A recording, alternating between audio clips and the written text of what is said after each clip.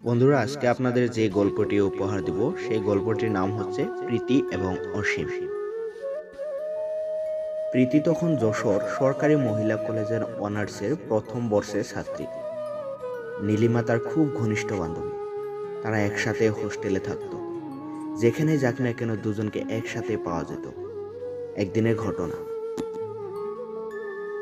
সেদিন তারা যশোর শহরের মধ্যে দিয়ে কোথায় যেন যাচ্ছিল। হঠাৎ পেছন থেকে কে যেন ডাক দিল, এই নীলিমা। দুজনে পেছন ফিরে তাকালো, দেখলো এক সুদর্শন যুবক। আরে, এ তো নীলিমার দূর সম্পর্কের মাস্তুতো দাদা অসীম। যা হোক, ওই দিনে অসীমের সাথে পরিচয় হয় প্রীতির। বেশ কিছুদিন কেটে গেল। প্রীতি কেন যেন মনের কোনো এখানে অসীমের প্রতি টান অনুভব করলো। ওদিকে অসীমেরও একই অবস্থা। অসীম প্রায় প্রীতিদের হোস্টেলে আসতে লাগলো প্রীতিকে দেখার জন্য, কিন্তু মনের কথাটি আর বলা হয় না তাকে। এদিকে প্রীতি এই টান আর সহ্য করতে পারল না। সেই প্রথম বলল ভালোবাসার কথাটি। শুরু হলো দুটি জীবনের একটি নতুন অধ্যায়। ওদিকে নীলিমা সব জানতে পারলো।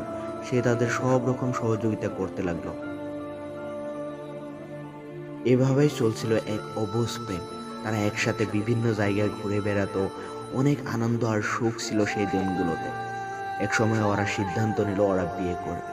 গোপনে করেও ফেললো। দুই ফ্যামিলির কেউ জানলো না। যা হোক, এই সব খবর বেশি দিন চাপা থাকে না। জেনে গেল দুই ফ্যামিলি। অসীমরা ছিল ব্রাহ্মণ আর প্রীতি নিচু কষ্টের মেয়ে।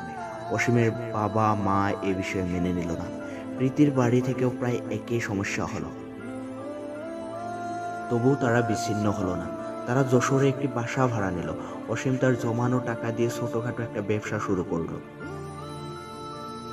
বেশ সুখে শান্তিতে চলছিল তাদের দুজনের সংসার। কিন্তু হায়, নিয়তি কি নির্মম পরিহাস। হঠাৎ করে অসীম অসুস্থ হয়ে পড়ল।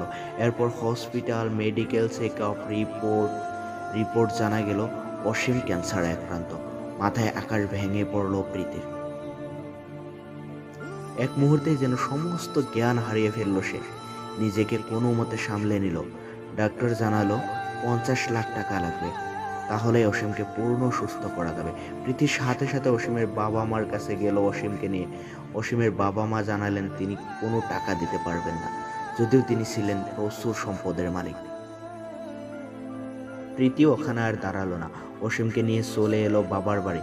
বাবার ছোট একটা ব্যবসা ছিল, তার যা পুঁজি ছিল সবটুকুই দিয়ে দিল অসীমের চিকিৎসার জন্য। টাকা ফুরিয়ে গেল কিছুদিনের মধ্যে। এদিকে অসীমেরও দিন ফুরিয়ে আসছে।